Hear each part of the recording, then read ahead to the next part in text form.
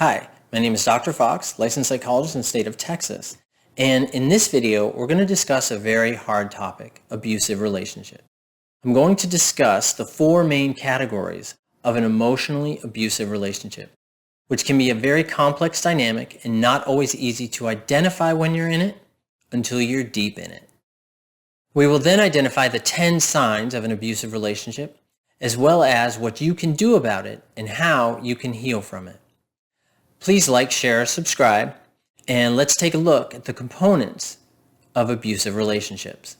In cases of psychological abuse, also known as emotional abuse, the abuser uses words and actions to frighten, control, and isolate their partner. Emotional abuse includes the following categories and signs of abusive behavior. The first is humiliation. This is insulting, criticizing, name-calling, embarrassing the other person in public, belittling their accomplishments, posting unflattering photos and videos of them on social media. That's humiliation. There's control. This is acting jealous and possessive, monitoring the other person's behavior, reading their texts and emails, demanding all their time and attention, pressuring them to use drugs or alcohol, using social media to track their activities, trying to control who they follow on social media. That is control. Blaming and gaslighting. This is accusing the other person of cheating, denying abusive behavior, or blaming it on the victim, claiming their problems are the other person's fault. That's blaming and gaslighting. The next one and the last one in this category is neglect and isolation. This is refusing to communicate, turning other people against the victim, withholding affection, preventing the other person from seeing friends or family. That is neglect and isolation. So those are those four main categories. Now, we're going to get into what the 10 signs of an abusive relationship are. As we go through this, ask yourself, am I in this type of relationship? Am I experiencing this? Now, you can give yourself a range if you want. 1 is perhaps definitely no. 5 can be definitely yes. 3 is not too sure. Or you can just simply yes or no as we go through each. So let's get into it. Psychologically or mentally abusive relationships are especially insidious because the victim becomes accustomed to their partner's behavior, thinks it's normal, and has started to believe that what their abuser says about them. You internalize those statements and make them about yourself. We're going to go through these 10 signs, as I mentioned, and ask yourself if you've been in or are in a relationship like this using the scale or the determination method that I mentioned a moment ago. So number 1, you don't feel free to make your own choices. The other person tells you how to dress and how to act, tries to control who you spend time with, and keeps track of where you go and what you do all the time. Number 2 is you're always apologizing. You're afraid of how your partner may react, so you apologize for your actions, even if you're not sure what you're sorry for, in order to prevent their anger and complaints. Number 3, that's you don't talk about the relationship with your friends or family. You avoid discussing the other person. You minimize their abusive behavior or make excuses for it if your friends or family members call it out. Now, number 4 is your partner love bombs you. Now, this is when they try to make up for abusive behavior with repairing behavior that includes exaggerated compliments, extravagant gifts, or trips, or telling you that they can't live without you. It's important to remember that abuse is rarely 100% of the time.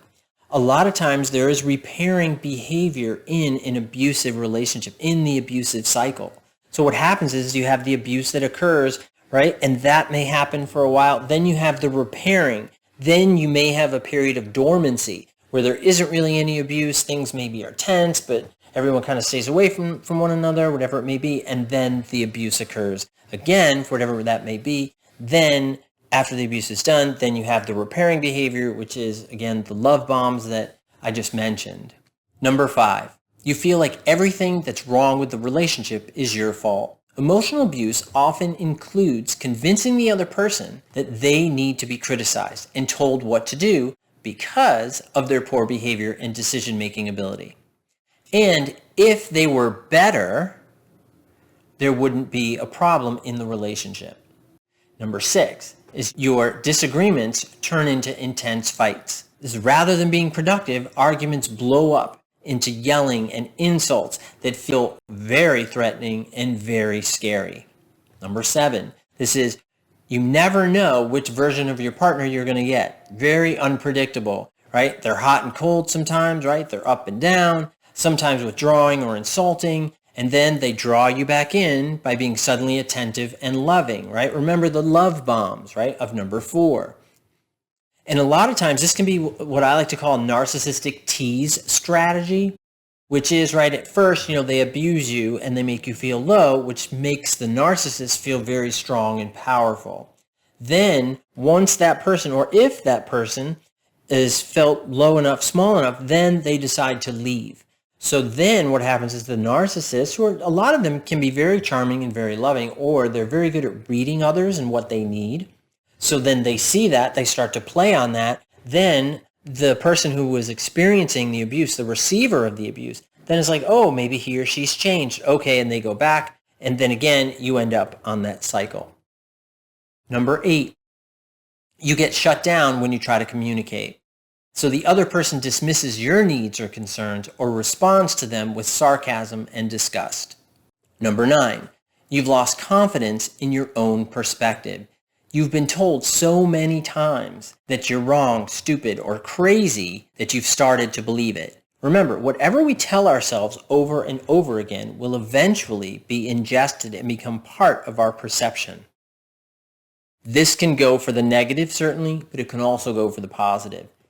So try to catch those negatives, replace them with positives, balanced thoughts about yourself, genuine, caring thoughts about yourself.